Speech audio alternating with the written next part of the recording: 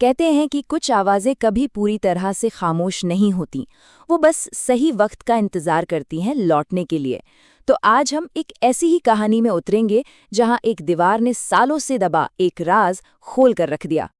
और जब वक्त गुजर जाता है तो वही सुनी हुई बातें गूंज बनकर लौटती हैं। ये कहानी एक ऐसी ही दीवार की है जिसके अंदर से एक भूली बिसरी आवाज ने वापसी की। तो कहानी शुरू होती है राजीव और मीना से। शहर की भीड़ भाड़ से परेशान होकर वो एक पुराने घर में आते हैं, शांति की तलाश में। पर उन्हें क्या पता था कि वहां शांति नहीं बल्कि एक गूंजता हुआ सन्नाटा उनका इंतजार कर रहा था। अब देखिए, शुरुआत तो बिल्कुल वैसी ही थी जैसी किसी भी नए घर में होती है। नई उम्मीदें, नए सपने। राजीव और मीना अपना नया घर सजाने में लगे थे, इस बात से बिल्कुल अनजान कि उस घर की दीवारें उन्हें देख भी रही थीं और सुन भी रही थीं। हाँ, घर थोड़ा पुराना जरूर था, दीवारों पर सीलन के निशान थे, पर मीना खुश थी। उसे लगा कि थोड़ी सी मेहनत से वो इस जगह को एक खूबसूरत घर बना देगी। पर यही उम्मीद आने वाले खौफ को और भी गहरा बनाने वाली थी। और यहीं से चीजें बदलना शुरू होती हैं। घर का सामान सेट करते करते अचानक मीना की नज़र दीवार पर पड़े एक अजीब से निशान पर जाती है। ऐसा लग रहा था मानो किसी ने अपने नाखूनों से दीवार को बड़ी बेताबी से खरोचा हो। ये पहला संकेत था कि कुछ ठीक नहीं है। और फिर उसी रात जब चारों तरफ घना सन्नाटा था, वो आवाज आई, दीवार के अंदर से एक धीमी सी ठक ठक। अब देखिए, पुराने घरों से आवाजें आना आम बात है, पर ये कुछ अलग थी। मीना एकदम से डर जाती है। वो फौरन राजीव को जगाती है, राजीव सुनो। पर राजीव गहरी नींद में था। उसने बस करवट बदलते हुए कह दिया, अरे हवा होगी, सो जाओ। और बस यहीं से मीना का डर और भी बढ़ गया, क्योंकि वो जानती थी कि वो हवा की आवाज नहीं थी। पर बात सिर्फ उस ठक ठक पर खत्म नहीं हुई। उसके ठीक बाद दीवार के अंदर से एक बहुत ही दबी हुई, कांपते हुई आवाज आई, जैसे कोई फुसफुसा रहा हो। कोई है वहां? ये सिर्फ एक आवाज नहीं थी, ये एक सवाल था, मदद के लिए एक पुकार थी। अगली सुबह मीना ने सोचा कि इस दीवार का कुछ करना पड़ेगा। शायद सीलन की वजह से ये सब हो रहा हो। उसने एक पेंटर को बुलवा लिया। उसे जरा भी अंदाजा नहीं था कि दीवार को ठीक करवाने का ये फैसला एक भयानक राज का दरवाजा खोलने वाला है। पेंटर जब काम शुरू करने के लिए दीवार पर हथौड़ा मारता है तो आवाज एकदम बदल जाती है। वो रुक जाता है और मीना से कहता है, मैडम, ये दीवार अंदर से खोखली है। उसके बस इन चंद शब्दों ने ही हवा में एक अजीब सा डर घोल दिया। अब तो शक यकीन में बदल चुका था। राजीव के कहने पर दीवार का वो हिस्सा तोड़ा गया और अंदर जो मिला वो किसी ने सोचा भी नहीं था। एक पुरानी गल चुकी लकड़ी की अलमारी और उसके अंदर एक टूटा फूटा टेप रिकॉर्डर।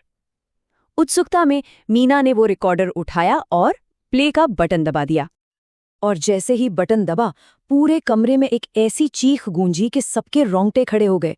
एक औरत की दर्द भरी आवाज जो मदद के लिए चिल्ला रही थी, मुझे यहां से निकालो। रिकॉर्डिंग पुरानी थी, पर वो चीख बिल्कुल ताज़ा लग रही थी। लेकिन असली खौफ अभी बाकी था। टेप के बंद होते ही मीना की नज़र वापस दीवार के उस खरोच वाले निशान पर गई और उसका दिल बैठ गया। वो निशान अब पहले से थोड़ा और बड़ा हो गया था। जाहिर है उस रात घर में कोई सो नहीं पाया। डर का माहौल था। राजीव ने तय कर लिया कि आज रात वो जागेगा और बस उस दीवार पर नजर रखेगा। उसे जानना था कि आखिर इस दीवार के पीछे का सच क्या है।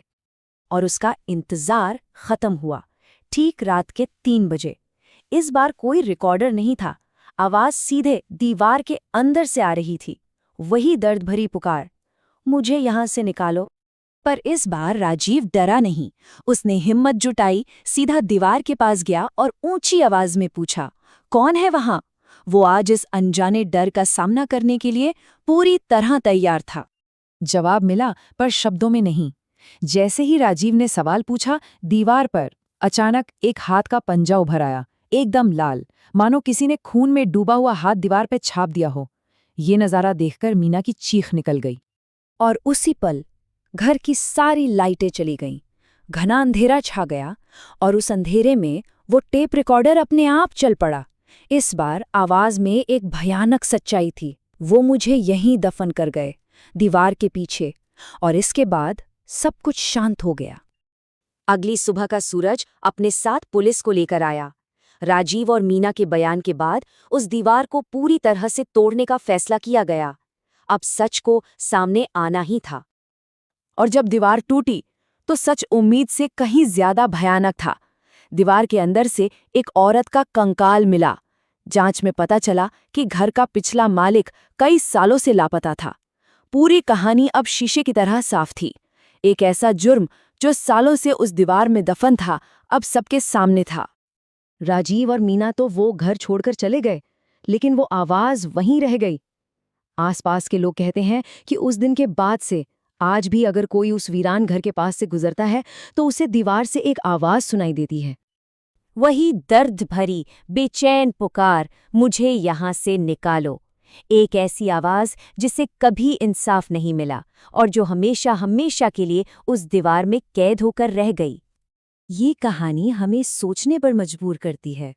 कुछ राज शायद कभी दफन नहीं होते और कुछ दीवारें वाकई कभी चुप नहीं रहती। वो बस सही सुनने वाले का इंतजार करती हैं।